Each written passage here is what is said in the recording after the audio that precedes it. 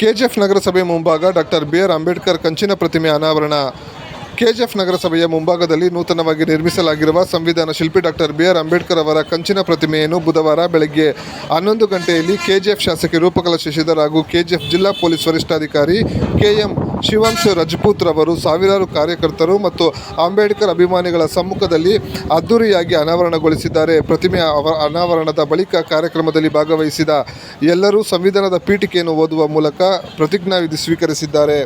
ಈ ವೇಳೆ ಶಾಸಕಿ ರೂಪಕಲಾ ಶಶಿಧರ್ ಮಾತನಾಡಿ, ಅಂಬೇಡ್ಕರ್ ಅವರ ಜ್ಞಾನದ ಅರಿವು ಪ್ರತಿಯೊಬ್ಬರಿಗೂ ತಲುಪಬೇಕಿದೆ. ಅವರು ನೀಡಿದ ಸಂವಿಧಾನದ ಅಡಿಯಲ್ಲಿ ಸಮಾಜದಲ್ಲಿ ಪ್ರತಿಯೊಬ್ಬರು ಶಾಂತಿಯಿಂದ ಬಾಳಬೇಕೆಂದು ಕರೆ ನೀಡಿದ್ದಾರೆ.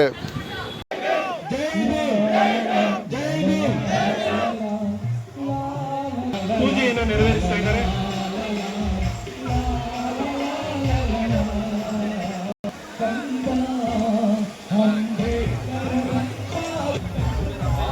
ಸಂಪ್ರದಾಯದಂತೆ ಬೌದ್ಧ ವರಿಷ್ಠಾಧಿಕಾರಿಗಳಾಗಿರ್ತಕ್ಕಂಥ ಶಿವಾಂಶು ರಜಪೂತ್ ಸರ್ ಅವರು ಕೂಡ ಅಧ್ಯಕ್ಷ ಸ್ವಾಮಿಯವರು ಮಾಲಾರ್ಪಣೆ ಮಾಡುವ ಮುಖಾಂತರ ಕಂಚಿನ ಪ್ರತಿಮೆಯನ್ನು ಇವತ್ತು ಅವರಿಗೆ ಗೌರವವನ್ನು ಸಮರ್ಪಣೆ ಮಾಡ್ತಾ ಇದ್ದಾರೆ. ಕಂಚಿನ ಪ್ರತಿಮೆಗೆ ಕೆಜಿಎಫ್ ನಗರಕ್ಕೆ ಈ ನಗರ ಮಾಡಬೇಕು ಅಂತ ಏನು ತೀರ್ಮಾನ ಆಗಿತ್ತು.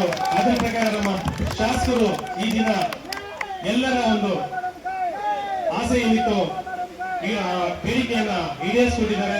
ಅವರಿಗೆ ನಿಮ್ಮೆಲ್ಲರ ಪರವಾಗಿ ಕೆಜಿಎಫ್ ತಾಲೂಕಿನ ಪ್ರತಿಯೊಬ್ಬ ನಾಗರಿಕರ ಪರವಾಗಿ ದಲಿತ ಸಂಘಟನೆಗಳ ಪರವಾಗಿ ಅವರಿಗೆ ಹೃದಯಪೂರ್ವಕ ಧನ್ಯವಾದಗಳನ್ನು ಅರ್ಪಿಸ್ತಾ ಇದ್ದೇವೆ.